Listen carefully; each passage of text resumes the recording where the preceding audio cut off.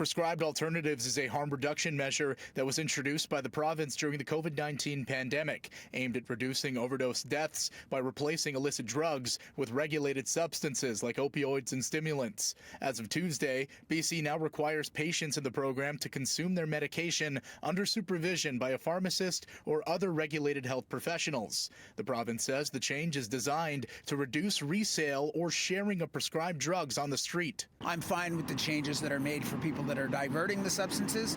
I'm not fine with the changes that are made for the people that aren't. Guy Felicella, a local harm reduction advocate, says these changes could drive away some of the people now benefiting from the program. If we remove people that are already stabilized on the substances, where will they go? Or, buying the street substances, which is, highly toxic. The program has faced growing political scrutiny amid an ongoing internal investigation into diversion of safe supply drugs. In a statement to City News, the Ministry of Health says, "We know prescribed alternatives work and they keep people alive by separating them from the poisoned drug supply. At the same time, there are some bad actors taking advantage of this program." If this program was effective, we would be seeing some significant results, and we're not. Claire Rattay, the Conservative critic for mental health and addictions, is a recovered addict herself. She says the new supervision requirement is a step in the right direction, and she thinks providing alternatives to street drugs is a bad idea to begin with.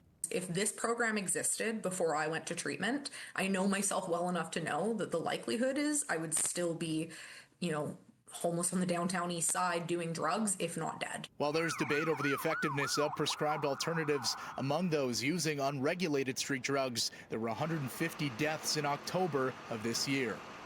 In Vancouver, Joe Sadowski, City News.